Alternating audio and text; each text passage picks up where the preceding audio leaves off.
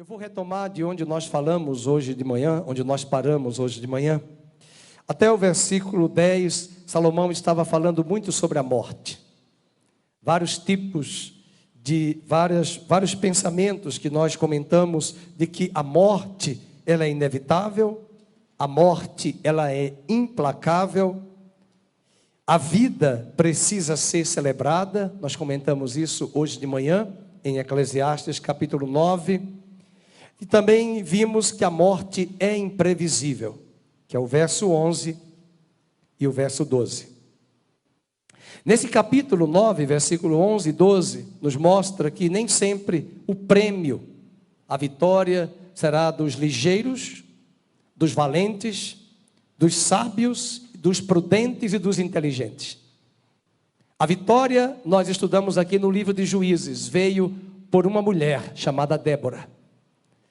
Reclusa a uma sociedade preconceituosa que marginalizava a mulher.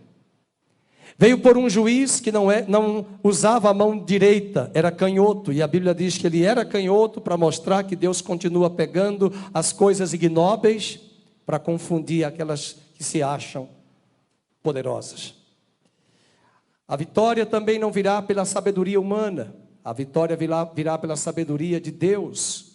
Que sabedoria tremenda Deus deu a Gideão de colocar as lamparinas com os vasos lá, esqueci o nome, o termo, para que depois que quebrassem e acendessem as lamparinas, eles teriam a vitória ali diante do exército inimigo. Deus vai dando estratégia no livro de Juízes, quebrando todos os paradigmas. Mas também a vitória não é dos inteligentes. Não é daqueles que são prudentes até demais na sua força. Nós precisamos lembrar que o que Salomão está dizendo aqui, tudo depende do tempo. Acompanhe o versículo 11, e tudo depende do acaso. O resultado de todo esse campeonato do ligeiro, do sábio, do inteligente, do prudente, é um campeonato de zebra, muitas vezes. Mas, na verdade, a vida também nos surpreende. E é inútil confiar na capacidade humana, em vez de confiarmos no Deus vivo. Há um texto bastante conhecido da história de Samuel, 1 Samuel, capítulo 17, versículo 47, que Samuel ouviu da parte do Senhor. Vamos ler juntos? Saberá toda esta multidão que o Senhor salva, não com espada, nem com lança, porque do Senhor é a guerra. E Ele vos entregará nas vossas mãos. Essa é a palavra de Deus para o carnaval no Brasil. Nós temos inimigos tremendos.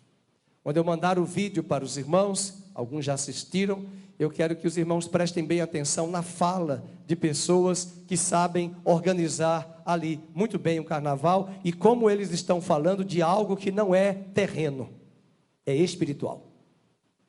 De como a escola de samba se organiza. De como as pessoas vão ser possuídas e tomadas na avenida. Palavras dele. Enquanto os tambores, as canções e a invocação, e ele vai mostrar que até os espíritos e os ancestrais entrarão nas avenidas. Possuirão as mentes. Possuirão os corações. E há uma parte da igreja que não entende. E esse inimigo, do ponto de vista humano, olhando para toda a estrutura, é assustador para nós. Mas a vitória vem porque o Senhor vai entregar os adversários nas nossas mãos. É o Senhor que vai entregar. Ele é Yahvé Nissi. Foi Ele que disse para Abraão, por meio de Melquisedeque: Deus entrega hoje os teus adversários nas tuas mãos. Portanto, não vamos confiar nas nossas competências. As empresas hoje falam nas nossas expertises, nas nossas habilidades. Vamos reconhecer que o que temos e o que somos foi o Senhor que nos deu, mas em algum momento Ele vai acionar, vai usar aquilo que Ele tem nos dado para dar a vitória.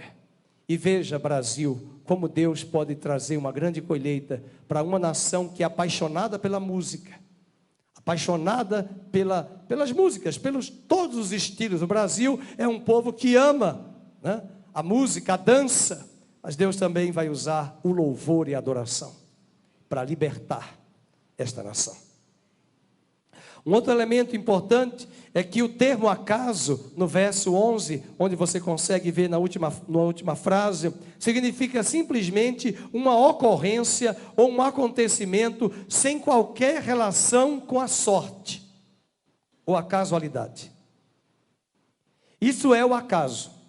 De repente o Senhor muda. E eu tenho esperança que de repente o Senhor vai mudar a história do Brasil, a política em Brasília.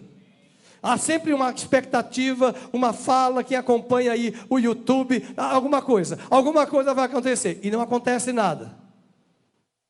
Olha, vai acontecer isso, e não acontece nada. Mas eu tenho esperança, naquele de repente, o Senhor virá. Quando nós menos esperarmos, quando tudo estiver diante dos nossos olhos, é impossível, Deus usará quem Ele quiser para desarticular todo o poder das trevas. Não vai para colocar os olhos e a esperança em outro país, para que outro país venha resolver aquilo que é da nossa soberania. Mas é a igreja que vai orar, é a igreja que vai interceder, é a igreja que vai se posicionar, é a igreja que vai clamar, e de repente, o Senhor virá.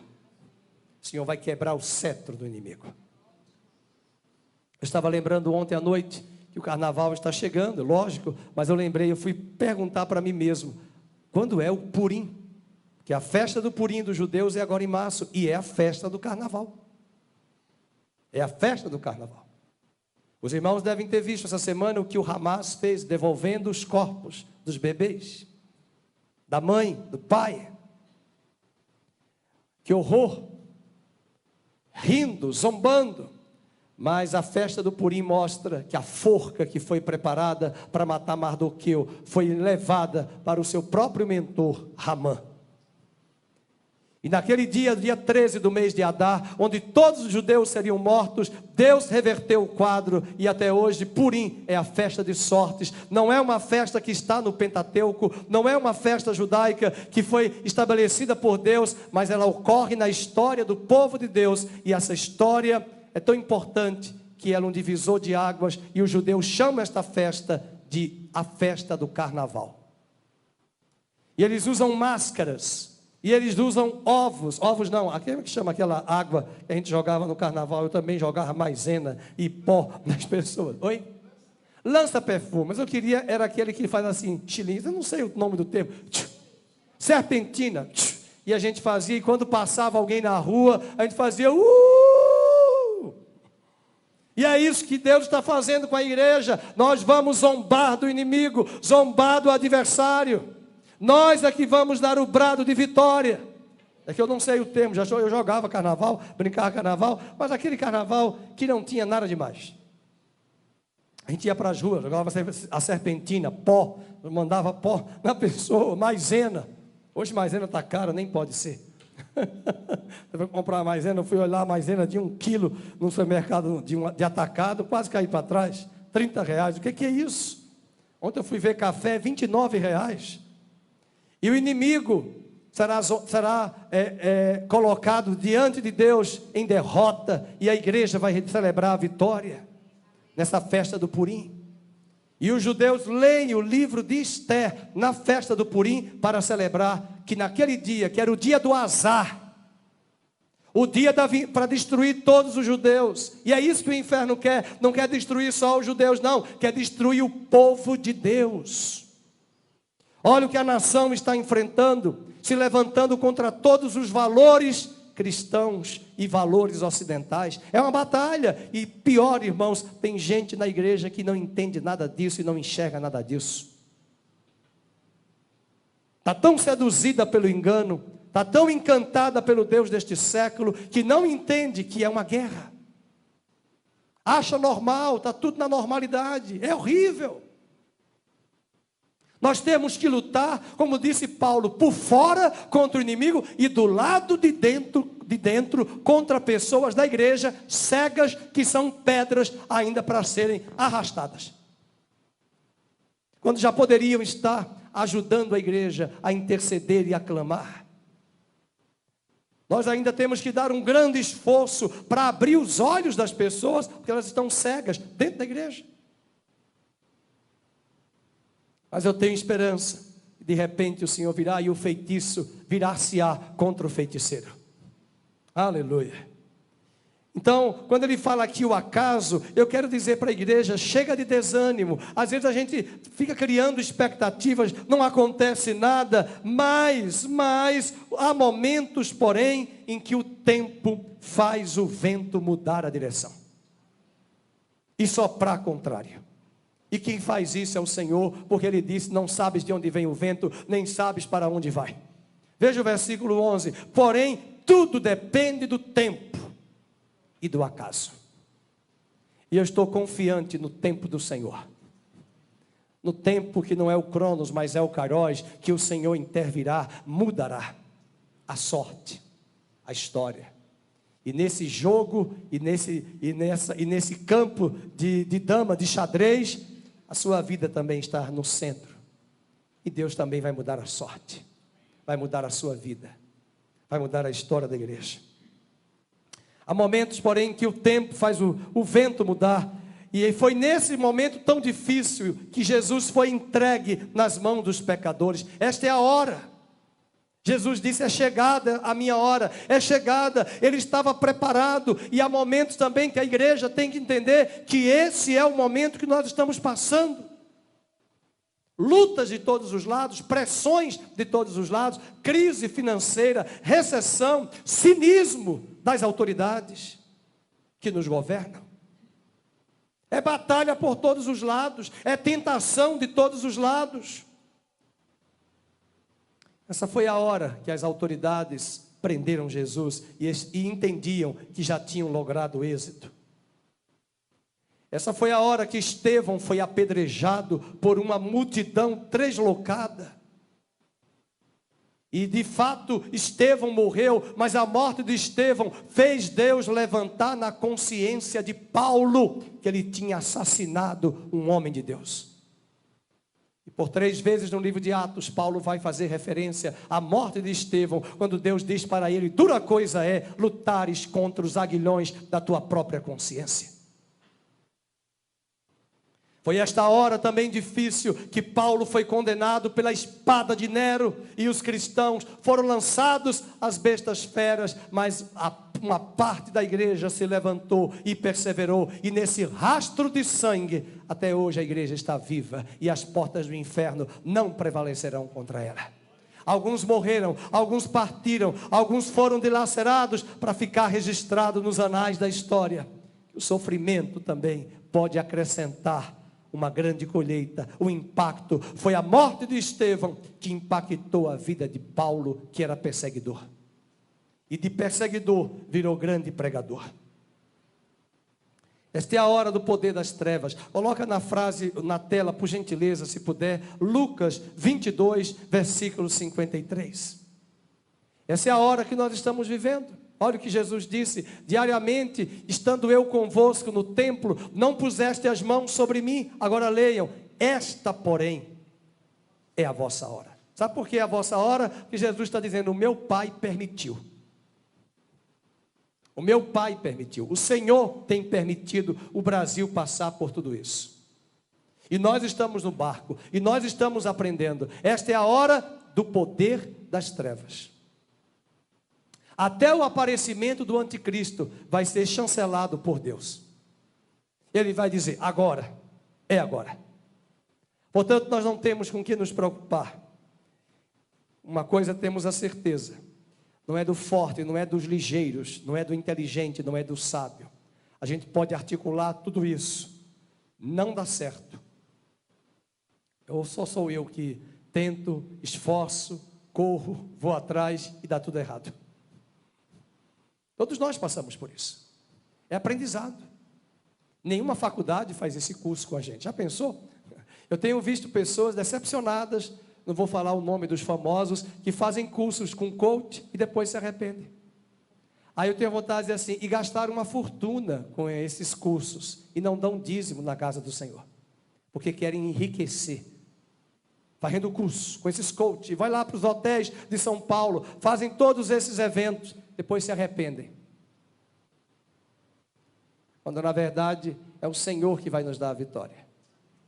é o Senhor. E é na nossa fraqueza, como nós falamos hoje de manhã, na nossa limitação, no nosso reconhecimento, Senhor, eu não estou conseguindo. Está difícil. Eu até brinquei, é a criptonita junto ao super-homem. É a nossa fraqueza, para reconhecermos que na nossa fraqueza o poder dele se aperfeiçoa. Mas agora Paulo não, só falei de Paulo. Agora Salomão vai entrar no livro de Eclesiastes, capítulo 9, para usar a partir do versículo, me perdoe que eu vou ler o 13, eu quero falar sobre a sabedoria. Mas o versículo 12 eu não tinha lido aqui, é o que eu acabei de falar. Pois o homem não sabe a sua hora. Você não sabe a sua hora. Como os peixes que se apanham com a rede traiçoeira, e como os passarinhos que se prendem com um laço. É isso que Deus vai fazer. E eu estou orando por alguns personagens de uma certa cidade chamada Capital. Que até o YouTube quer nos saber o que estamos falando. Eu vi essa semana, que ontem para hoje, que o canal do Alexandre Garcia foi bloqueado. Você imagina onde nós chegamos? Um homem da idade dele, com todo o gabarito, bloqueado. Pelas palavras, pela verdadeira censura. Mas eu estou orando porque essa palavra vai se cumprir, porque Deus vai confundir os nossos inimigos do Brasil, do carnaval, da política, da mentira, do cinismo. Eles vão ser pegos pela rede do Senhor. Eles vão ser pegos pela rede traiçoeira. Eles vão se enredar também no tempo da calamidade, quando cai de repente sobre eles. E não sabemos quando, como, mas o Senhor fará. O próximo ponto agora é sobre sabedoria. Salomão agora não vai falar mais da morte. Ele vai falar da sabedoria. E ele entende que precisamos de sabedoria para viver, precisamos de sabedoria até para morrer. Mas vamos pegar o verso 13. Também vi este exemplo de sabedoria debaixo do sol, que foi para mim grande. Houve uma pequena cidade em que havia poucos homens. Veio contra ela um grande rei, sitiou-a e levantou contra ela grandes baluartes. Mas ao mesmo tempo, diz no 15, que encontrou-se nela um homem pobre de recursos, e porém sábio, que a livrou pela sua sabedoria. E o mais triste, contudo ninguém se lembrou mais daquele pobre. O que o texto quer nos dizer é que muitas vezes nós seremos esquecidos. A verdadeira sabedoria de alguém que é muito sábio em Deus pode não ser valorizada. Pode ser rejeitada, pode ser deixada de lado. Dá uma olhada no nome das ruas de Campinas, só vai encontrar nome de barão. Estou falando das ruas mais antigas. É Barão de Itapura, Visconde de Taunay, é Princesa do Oeste, Imperatriz Leopoldina, Barão de Jaguara, Francisco Glicério, Campos Sales, Moraes Salles. E cadê a irmã Maria José da Silva? Que pode ter sido uma escrava, que pode ter sido alguém que foi torturado, perseguido. A história sempre vai falar na perspectiva dos vencedores que tiveram recursos. E eu não estou falando aqui de linguagem de opressor e oprimido, de Karl Marx, pelo amor de Deus. Eu estou falando mais no sentido de muita gente, até no cristianismo, que passou por Campinas, que passou pelas igrejas, que nunca pegou um púlpito, que nunca pegou um microfone, mas que faz uma grande obra. Tem muitas pessoas que fizeram divisão, foram divisores de águas na vida de muitas pessoas. Vamos lembrar de José do Egito. Um homem dos seus 30 e poucos anos, 30 anos, que ali no presídio ajudou o copeiro e ajudou o padeiro. Interpretou o sonho, consolou. Tudo bem que o padeiro voltou para morrer, mas o copeiro voltou para o palácio e antes de ele voltar, ele disse assim: lembra-te de mim quando estiveres junto a Faraó. Ele foi alguém que interpretou o sonho. Ele foi alguém que trouxe uma palavra profética para o copeiro. E a Bíblia diz, irmãos, de uma forma muito ingrata, e o copeiro se esqueceu de José. A sabedoria de José era uma coisa tremenda. Impactou Faraó, que chamou ele para ser o ministro da fazenda. E aquele homem que estava ali, que recebeu aquele conselho, no momento crucial, no momento de angústia, não foi capaz de reconhecer. Quantas famílias estão sofrendo, quantos filhos que agora querem valorizar o pai e a mãe, depois que morreram, por uma palavra que os pais deram, que eles nunca aceitaram. E a sabedoria também, ela é esquecida. Às vezes nós não levamos em consideração, e alguém já disse que a gratidão sofre de amnésia. E é por isso, quando a gratidão sofre de amnésia, o mal se agiganta. É impressionante que essa geração que está aí fora, chegando, de jovens, parece que não sabem nada do que foi o Holocausto, que foi tão recente no século XX. E da forma como aconteceu ali, aquele atentado terrorista junto aos israelenses no ano 2023, em outubro, em plena festa dos tabernáculos, muitos fizeram apologia para o extermínio dos judeus. Ou é ignorância, ou é falta de um cinturão nas nádegas, na região glútea. Porque não é possível. Não é possível que alguém que tenha estudado a história da Guerra Mundial do século XX se esqueceu que houve o Holocausto. Bem, nós temos um governante que diz que não existiu o Holocausto, que se recusa a entrar no Museu do Holocausto e prefere ir ao túmulo do Arafat, porque para ele não existiu o Holocausto. Agora eu quero lembrar hoje à noite, no versículo de número 14, ele faz menção, verso 15, que encontrou um homem pobre, mas sábio, que a livrou pela sua sabedoria, contudo, ninguém se lembrou mais daquele pobre. Que bom que Davi teve Natã para corrigi-lo. Que bom que aquela judia exilada na terra da Síria abriu a boca para sua patroa para dizer que tinha um profeta, Eliseu, que curava em Israel. Que bom que alguns personagens do Novo Testamento, do Velho Testamento, que não são muito falados, nós nem muitas vezes pregamos sobre eles, mas são personagens desconhecidos, mas foram de profunda sabedoria. E eu quero perguntar hoje à noite, espero que você não sofra de amnésia. Tem gratidão aí hoje por alguém que te deu uma palavra sábia para dirigir e mudar a sua vida? Eu não estou falando dessas visões esquisitas que a pessoa diz que vê isso, deixa mais a pessoa com o cabelo em pé do que consolada. Uma vez eu estava numa cidade e a pessoa veio perguntar: pastor, essa profecia é de Deus? E a profecia era essa: irmã, compra um caixão que o seu marido vai morrer. Eu falei: a irmã já comprou? Porque se a irmã for comprar, quem vai para o caixão é a irmã, que seu marido nem é crente, ele vai jogar a irmã no caixão. Porque não é possível que seja uma palavra profética de que alguém diga para a senhora que o seu marido vai morrer e que a irmã já tem que comprar o caixão. Irmã, talvez ele quis dizer que seu marido pode morrer. E seu marido não é crente. Isso não é palavra de sabedoria coisíssima nenhuma. O que vem de Deus traz paz. O que vem de Deus edifica o nosso coração. E se for palavra profética de Deus, não é novidade, vai apenas confirmar o que Deus falou anteriormente com você.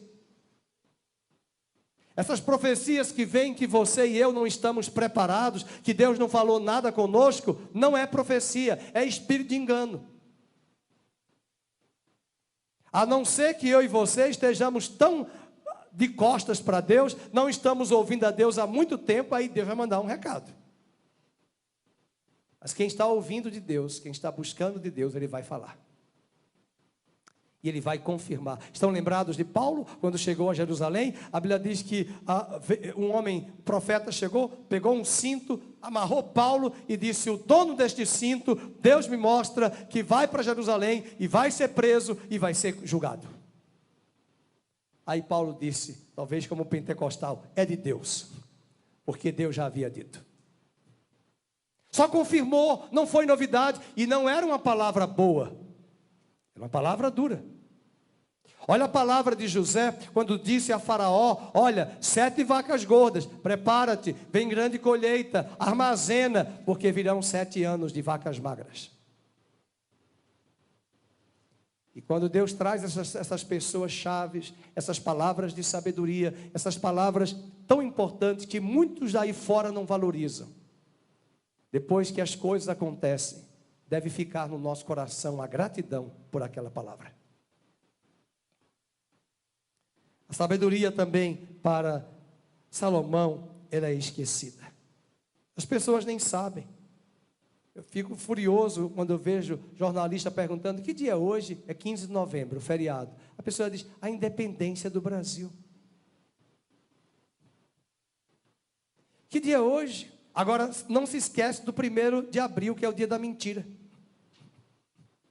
E faz questão de fazer brincadeira, mas se perguntar: que dia é o 22 de abril? Tiradentes? Independência do Brasil? Passa nos lugares, passa nas avenidas. Por exemplo, uma vez eu estava no Rio de Janeiro, na Getúlio Vargas, na Avenida Vargas. Aí eu perguntei para a pessoa: você sabe quem foi Vargas? Não. Meu Deus do céu. Avenida aqui, imensa, importantíssima no Rio de Janeiro, não conhece. Nós não fazemos perguntas. Às vezes nós estamos falando, o professor está falando, o pastor está falando, a mãe está falando, o pai está falando, mas nós não prestamos atenção. Eu já ouvi alguém em Campinas que perdeu a prova do concurso público, porque todos os dias passava por aquela mesma rua, por aquela mesma avenida, só que aí no dia que era a prova, naquele local do colégio, qual é o nome daquele colégio? Acho que é Francisco Glicério, ali na Moraes Salles, é uma escola. E ali todo mundo sabe o que é Campos Salles. A pessoa já passava ali, já sabia, é de Campinas. Aí quando colocou lá, endereço da prova, Colégio Francisco Glicério, ela foi para a Avenida Francisco Glicério. Será que ela nunca fez a pergunta? Gente, aquele prédio é belíssimo, o Colégio Francisco Glicério, uma escola bonita, na avenida. Será que ela nunca olhou? Eu tenho vontade, se fosse o que você gosta de ver, você teria olhado. O McDonald's. É Burger King. O Madeiro. É a loja de chocolate. Porque é o que te interessa. Mas nós temos que buscar se informar. Por que essa cidade? Quando eu chego num lugar, eu pergunto: por que essa cidade se chama assim? Quando ela foi fundada? Quando foi o ano da independência? Qual o contexto? Qual a conjuntura? Hoje não precisa nem na biblioteca, vai no Google, vai na inteligência artificial, pergunta, pode ter mentira, mas você vai fazendo o cálculo. Mas o que é isso? Quem foi esse? O que aconteceu? Pergunta lá, por que o Shopping Dom Pedro? Porque estava na ferrovia Dom Pedro, que Dom Pedro trouxe, Dom Pedro II, não foi o primeiro, trouxe a ferrovia para escoar o café. Aí quando eu falo isso para alguns, eu não sabia. Eu digo: pois é, querido, aqui foi a terra do café. Eu não sei, mas sabe o nome do filho do Neymar com a outra esposa, com a outra mulher, sabe de tudo, mas não sabe do que deveria saber. Porque nós somos o que comemos, nós somos o que lemos, nós somos o que alimentamos. E tanta gente sábia passa por esta terra, e essas pessoas são esquecidas e desprezadas. Salomão agora vai falar no verso de número 15. Encontrou-se nela um homem pobre, versículo 16, perdoe-me. Então disse eu: melhor é a sabedoria do que a força. Porque ele está fazendo o contraponto lá do verso 11, do que o ligeiro. Volta lá para o verso 11. Vi que a vitória nem tão pouco é dos ligeiros. Agora volta para o 16. Ainda que a sabedoria do pobre é desprezada e as suas palavras não são ouvidas, ele faz o contraponto. As palavras dos sábios, ouvidas em silêncio, leiam, valem mais do que os gritos de quem governa entre todos. Aliás, é o que o governante Mó está fazendo. Campanha, gritando, bêbado, pelas ruas do Brasil.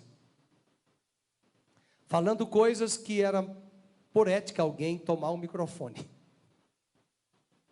E foi esse jornalista que disse que está precisando se internar. E muitas vezes a sabedoria não está nos coaches, naqueles que estão nas grandes plataformas, pode estar em pessoas muito simples, que não vão falar muito, porque as mulheres sabem de uma regra de vestimenta: o menos é mais. E nós podemos falar muito, gritar, dizer muita coisa e não ser absorvida quase nada, mas o sábio fala no silêncio do nosso coração. Até quando o sábio está calado, ele corrige. É interessante quando Jesus continua escrevendo na areia, no mar, enquanto eles estão acusando a mulher adúltera. E ele continua a escrever. Uma vez alguém perguntou: pastor, o que ele estava escrevendo? Eu não sei.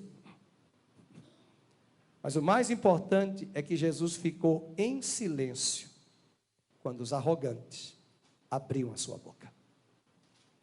Talvez uma das cenas mais fortes que eu acho, do ponto de vista filosófico, os filósofos daquela época buscavam a verdade. Até hoje a gente busca a verdade.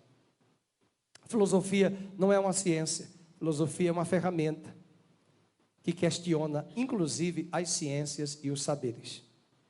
No dia que a filosofia for uma ciência, ela perdeu o seu sentido. A filosofia faz perguntas. E Pilatos fez uma pergunta para Jesus: que é a verdade? Que pena que ele não se deu conta que ali estava a verdade. A verdade em pessoa. E muitas vezes, no pensamento daquela época, a verdade estava nos grandes discursos dos grandes filósofos, inclusive dos sofistas, que se gabavam e se vangloriavam da própria sabedoria, porque sofia é sabedoria. Era um verdadeiro pavão. É como hoje a gente vê em certos cafés filosóficos. É só um pavão empanado, levantado. Falando, mas a própria vida dele não condiz com o que ele tanto fala. E Salomão está preocupado porque as pessoas estão olhando lá no versículo 11, pode voltar, para os ligeiros, para os valentes, para os prudentes na sua força, para os sábios, para os inteligentes, mas estão desprezando os verdadeiros sábios que estão no verso 15 e 16. Para Salomão, eu vou ler aqui o que eu tinha notado: um sábio vale mais do que um exército fortemente armado.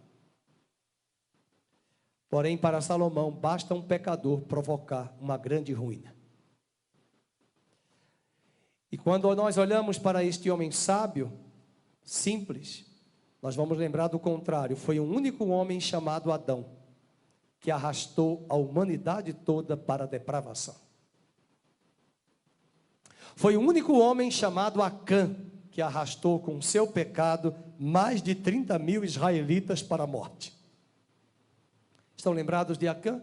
Reteve a capa babilônica, escondeu, guardou. Eles ganharam a vitória na cidade, e na segunda cidade, a cidade de Ai, ou Ai, faz lembrar aquela marchinha: Ai, eu fiz tudo para você cuidar de mim, e você não cuidou.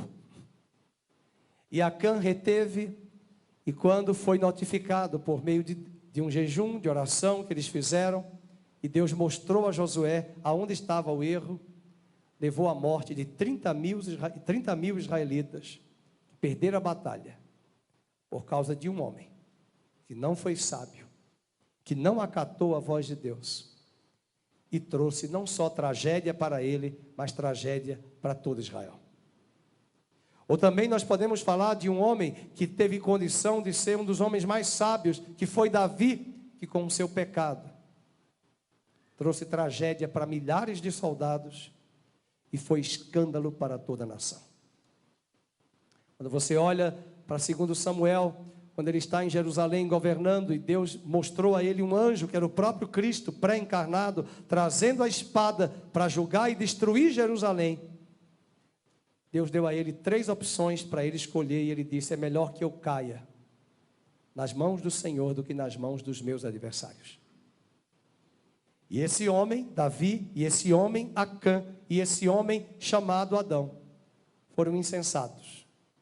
Apesar de serem eleitos, escolhidos, ligeiros, inteligentes, sábios, mas não tiveram a sabedoria desse homem pobre. E é por isso que ele termina dizendo no verso 18: todos, melhor é a sabedoria do que as armas de guerra. Mas um só pecador destrói muitas coisas boas. Foi assim com Adão. Quando eu vou falar sobre a cruz, tem sempre algum esperto assim: eu não estava no jardim do Éden, pastor, quando Adão pecou, não tenho nada a ver com ele. Muito bem, mas Romanos 5 diz, 18, que a desobediência de um só homem trouxe a morte a todos os homens. A desobediência de Acã levou a nação inteira, não inteira, mas 30 mil israelitas, que é um bom número, morreram na segunda cidade que deveriam ter ganho. Além disso, a escolha errada de Davi, que nós acabamos de comentar. E hoje nós assistimos a um espetáculo de homens insensatos na política, no Congresso, até nos púlpitos. E nos mais diversos lugares conhecidos, onde nós entramos e adentramos, nós vamos encontrar que falta a muitos, inclusive na igreja e em nós, sabedoria. E eu desejo que Deus ache em nós esse coração quebrantado, que Ele nos dará sabedoria. Abra sua Bíblia em Jeremias, capítulo 9. Há uma passagem muito interessante, quando Jeremias vai nos falar dessa questão importante que Salomão está falando em Eclesiastes, que é ter sabedoria. Capítulo 9,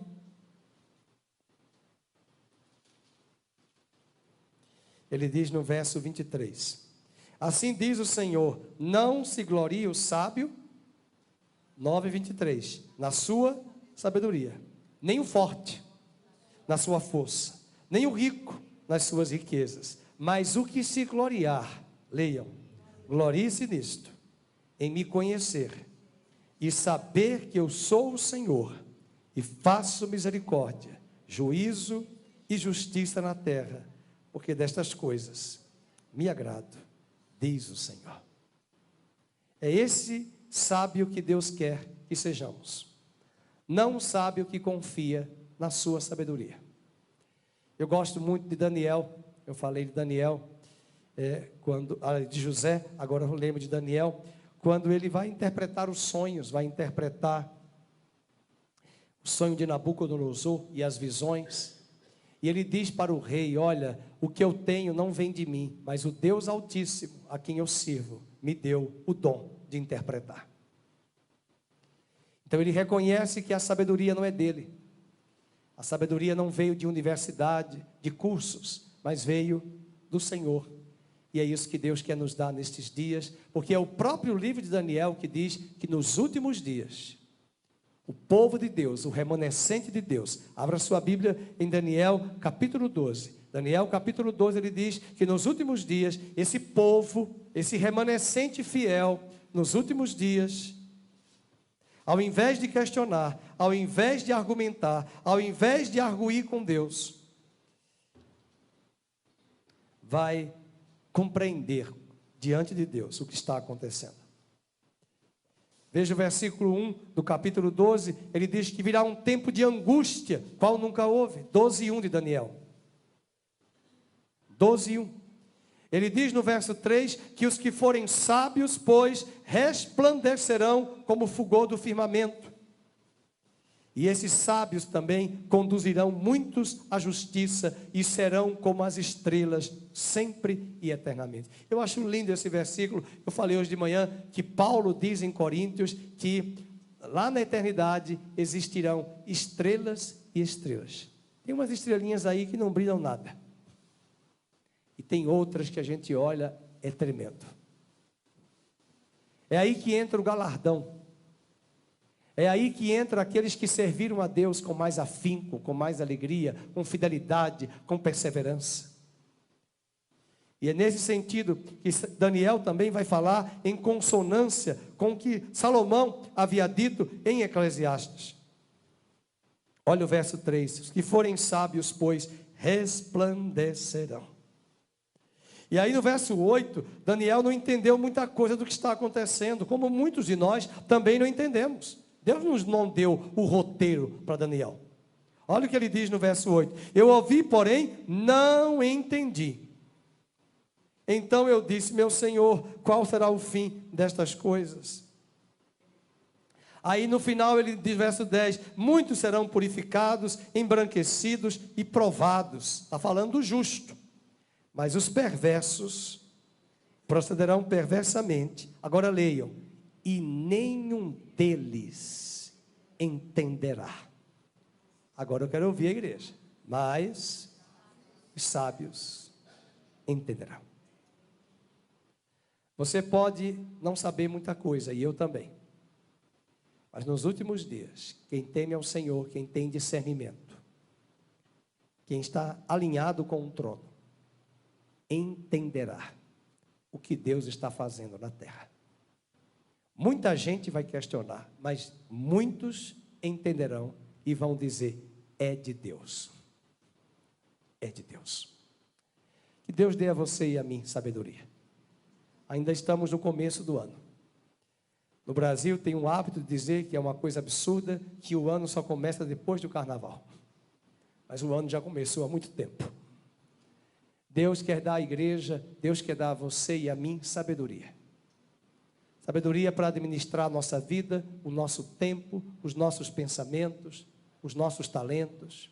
Sabedoria para servir a Deus com integridade, ser fiel à igreja local que nós congregamos. Ser servo, estar em aliança com Deus, buscar ao Senhor, congregar, estar junto com os irmãos, porque a glória de Deus está no meio da igreja. Não está na minha casa, a glória está no meio da igreja. E nessa busca, e nessa caminhada, e nessa jornada, o Senhor nos dará sabedoria.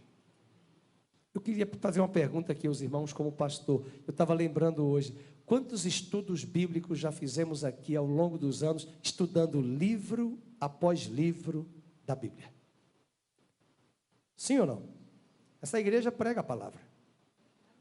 Ensina a palavra. Nós estamos aprendendo. Sabe por que vai acontecer? Em algum momento, esses ensinamentos, o Espírito Santo nos fará lembrar. Assim não vai fazer nada. O problema de hoje é o fast food. Eu quero ir para a igreja. Quem é que vai pregar lá? Qual é o assunto?